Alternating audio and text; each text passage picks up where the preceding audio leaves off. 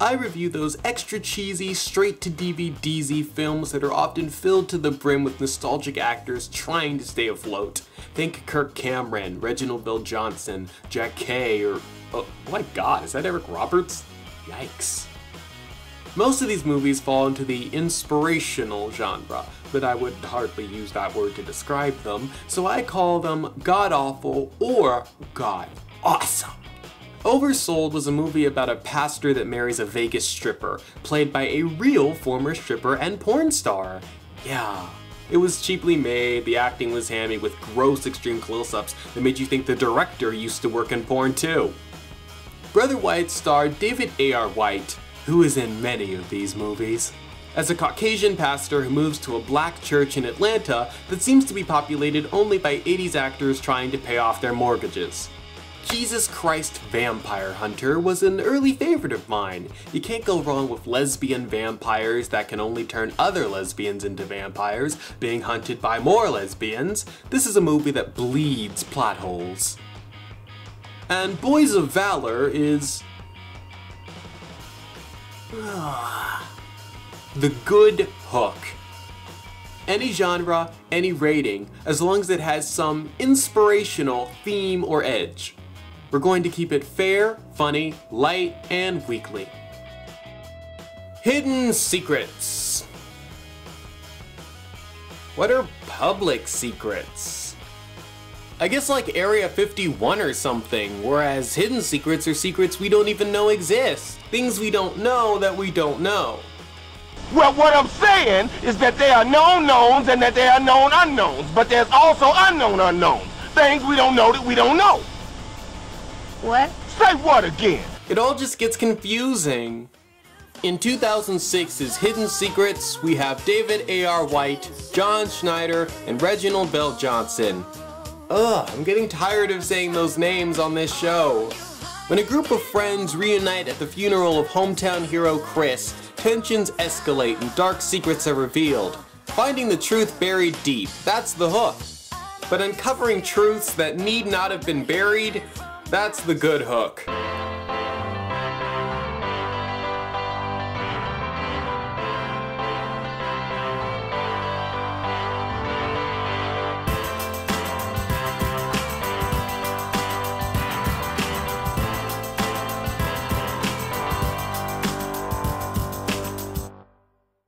So the movie opens pleasant enough with a man writing a letter. Then it goes all first 10 minutes of up on us. I love having to pop medication to make it to the second act. But this doesn't come off as deep, gripping, or artistic. It's just uncomfortable. Pop this in front of your friends if you want to get the party started. And his influence will live on long after him in this world. We did everything together. If he joined Little League, I joined Little League. If I bought a guitar, he bought one too. One time when I went hunting, I had an accident and nearly shot myself. He changed that one up some. So while Jeremy is doing his best to look like Data from Star Trek, their friend Gary shows up, played by John Schneider. Schneider, this is your third time on my show. The first time you were a deadbeat dad, then you were literally the devil, and now you're... Christians. We're the lions when you need them. Some combination of both. Jot this down because your brain won't hold on to the information otherwise. This is Sherry, Chris's sister. That's Jeremy and his fiancée Rachel, and family friends Rhonda and Harold. Rhonda will represent all Christians. Michael will represent all gay guys. Anthony and Sally will represent all lowlifes and Hispanics. Anthony's Rhonda's brother, by the way. And of course, Gary will represent all agnostics. I look forward to the kind portrayal of any character who's not your standard cookie-cutter, white, religious male lead. You will be here on Sundays. We'd like you to say a few words. We missed you. Reginald, why do you play a walking guilt trip in all of these movies? And he's not even asking Jeremy if he'll still be there, he's telling him, listen. You will be here on Sundays. I'd like to, but I have... You will be here on Sundays. Mr. VelJohnson, please, You will be here on Sundays. I wonder how many people would go to hell if they died today. Well, you know Harold, and this is his lovely wife, Rhonda. Hi, so you're the one making an honest man out of our Jeremy. When has he ever been dishonest? Oh, so Rachel, you're a Christian? Yes.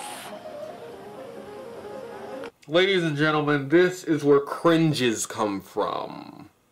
I don't think we've met. Oh, hi, Rhonda. Gary Zimmerman. You're Jewish, right? Well, not professionally. Actually, I'm only half Jewish, truth be known. Well, I like the Jewish people. Weren't you Chris's boss? I never really understood what happened there. Did he quit or did he get fired? No, Chris left. It was amicable, though. I got a contract for stem cell research. Embryonic stem cell? You know, I really kind of hate that word. It's so impersonal. I prefer to refer to them as little experimental babies. Cool, we have the obnoxious Christian to play off the obnoxious agnostic. What compelling characters. Let's have a tally for one-sided offensive remarks. It's tied at the moment. I mean, an embryo is a human being from the moment of its conception. Actually, Rhonda, there's several schools of thought on that issue. For example, in my family, we don't actually consider an embryo a human being until he graduates from law school.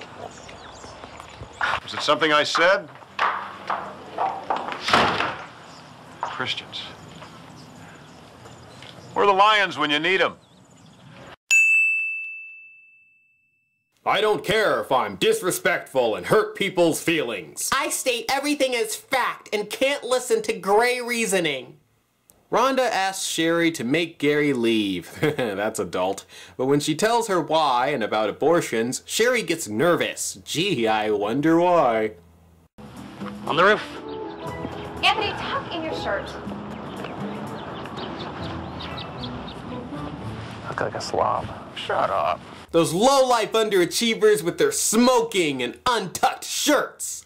Rachel coaxes Sherry into letting her and Jeremy stay at the house, and then tells Jeremy it was Sherry's idea. Whoa, I smell a weak setup for even more drama. The biggest change I've made is I've remodeled the entire second floor into 5 separate bedrooms, each with its own bathroom. Yeesh, am I watching a movie or the Home and Garden channel? Turns out, Sherry and Jeremy used to date before she broke up with him, and Rachel's been noticing him drift apart ever since their last visit.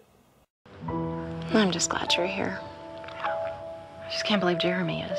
I mean, here in this house, after all these years, oh, what is he thinking? Maybe he still loves you. I hope not. You need to realize your true feelings for him, girlfriend. We're here under false pretenses. What do you mean? Well, Rachel told me that you had approached her and asked us to stay. Oh, no, she... Why would she do that? A secret that's slightly less obvious. Kudos, movie. That day, led by Rhonda's brother Anthony, the group decides to fix Sherry's roof, but when an accident causes Jeremy's dummy to fall off, it brings everyone back inside, and back to talking, flirting, and of course, bickering. Gary, are you familiar with the Old Testament? Actually, my people prefer to call it the Only Testament. Why? Well, have you ever read Isaiah 53, the part about where he was crucified for our transgressions? Isaiah 53. Let's see. Actually, I think it goes something more along the lines of this.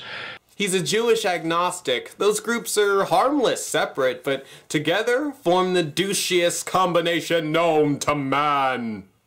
Gary lays out the Old Testament in his Bouduc charm, flustering Rhonda yet again. I chalk this up to another point for both of them. Rhonda for bringing it up, and Gary for hitting it out of the park. Well, you got plans? Tonight's Sally's birthday. I promised I'd take her out for some dinner, some dancing. Dancing. You? Yeah. Just said to have a certain athletic grace. So does O.J. Simpson. Doesn't mean I want to dance with him. Christians shouldn't dance. It leads to lewd behavior. Ooh, good one, Rhonda. Stated as fact and judgmental, you're back in the lead.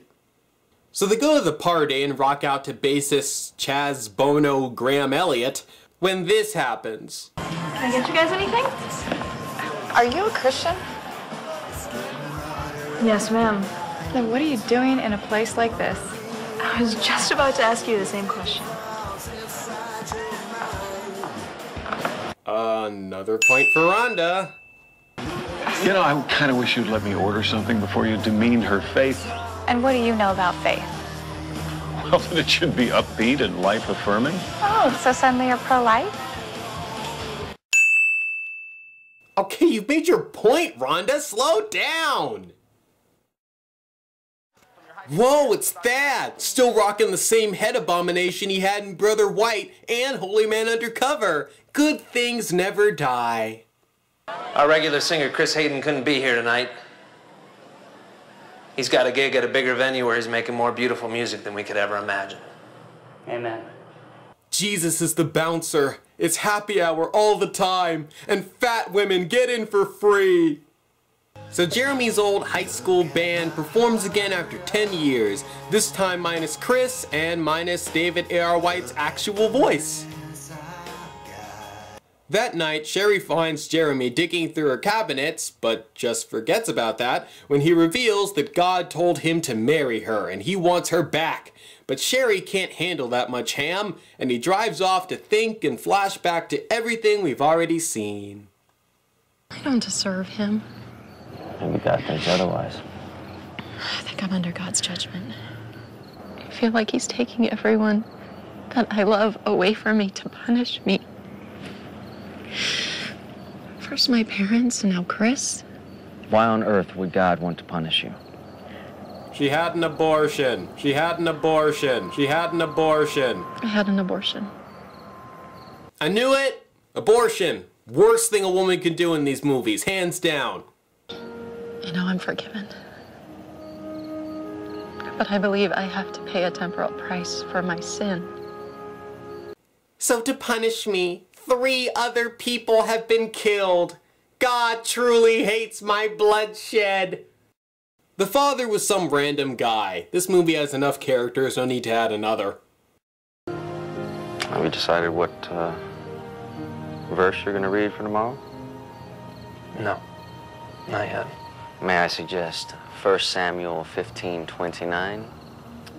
He who is the glory of Israel does not lie or change his mind, for he is not a man that he should change his mind. I think I'd prefer a more believable passage. God doesn't change, you know, Jeremy. Neither does his word. Well, I mean, yeah, it changes, but the message behind it's always the same. It's not fair. Life's not fair, Jeremy. You know that. And when I came to the Lord, it was like a miracle. I was freed of my homosexuality. You have a crush on your not fiancé, you're gay, and you fooled around with some loser. This truly is Hidden Secrets. Seriously, more like your hidden secrets. 50 miles from here, these same stories are being told without the need for any dramatic reveal. Put in perspective. I'm sorry about what happened to you when you were a kid. Oh, come on, I'm way over that. Yes. Oddly enough, though, I find it easier to forgive him than to forgive myself. He never said anything that would lead you to believe he was molested.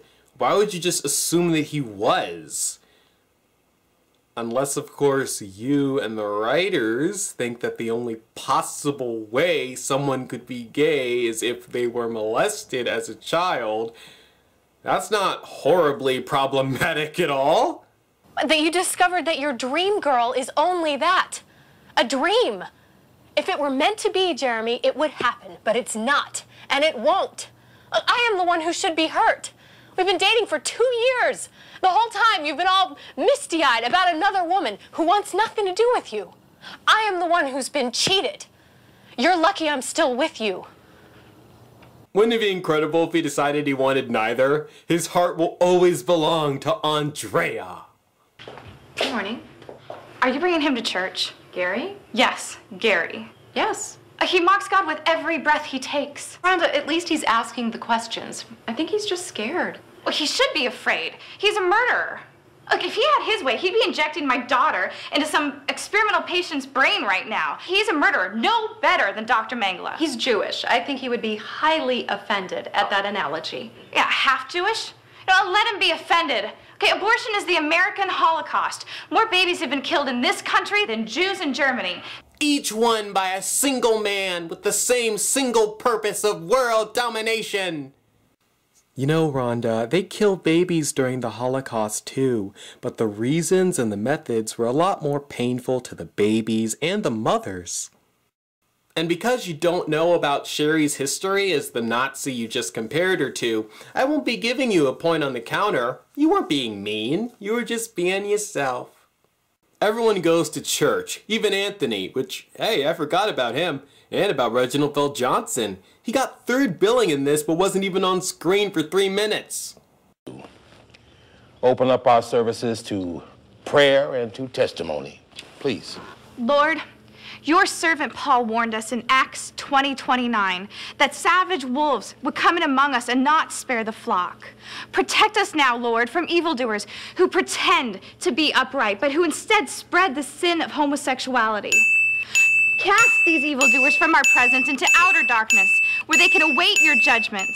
And send with them, Lord, those who profit from the victims of abortion. Rhonda. Abortion is the worst sin facing our nation today. And the blood of those innocent children, like those murdered in the days of Herod, cries out for your vengeance. Patience and kindness fade mighty fast in this church. Someone please stop this. Sherry stands and admits her history in the church, shutting up Rhonda, and Michael does the same, dropping a bombshell. And it's those kind of words that made me put a gun to my head. Michael. No, it's okay. Because of Chris's death, I'm still here. Because of your phone call, Sherry, to tell me about Chris, I put the gun down. So that opening scene was of Michael, not Chris. That's why no one ever referenced how Chris died, so they could have this dramatic reveal in the last 10 minutes. Of course, we still don't get answers to how Chris died, but whatever. Oh no, hurtful words like mine drove a man to suicide. Well, no, Rhonda. Whatever you choose to do, you have to put your all into it. Just because you fail at one course doesn't mean you should end your life there and then. You're a reasoning adult. You have choices. You can choose to worship God in some organized religion and through your faith in Him live a comfortable, non-destructive lifestyle. Or, playing it safe, I guess, you could not worship God and live a comfortable, non-destructive lifestyle. And you could also live a destructive lifestyle. Anthony is probably the best example of someone who is in a quote-unquote destructive lifestyle. He's smoking, smoking is unhealthy if nothing else, and however he manages to stop doing that would be better for him. Don't get me wrong, cigarettes are bad and all, but if that's like the best example of a destructive lifestyle we have in this movie, that's not that bad. Chances are you know someone who smokes and is doing just fine. So Jeremy ends up with Sherry, Gary's eyes are opened in no real significant way, and Rhonda learns to ease up. Rachel becomes a cat lady. So that was Hidden Secrets. This movie is god uncomfortable. Whenever you have a film that dives into issues this deep, you're thrown entirely into the minds and opinions of the writers or writer who thought it up. Fortunately, in Hidden Secrets, the secrets are so obvious you'll think you're supposed to chant in anticipation. This is a well-made movie. Looked decent enough, the acting works, and there are even a few good jokes for what's mostly a drama. But the group dynamic and the character extremes are all tossed together into what would have made for a very weak episode of Friends at best. Just because your characters are preaching for you doesn't mean it's not preachy. There are some good messages definitely, but they come with unfortunate overtones and implications. Were you touched as a child? That's enough troubled past for me. I want to watch healthy, happy adults live healthy, happy lives. Trapped in a way few of us could ever understand, until tonight, because she's made the decision to break away from the people and life that hold her. I'm done, Ethan. No, you're not. Come here. Come here. Get off of me!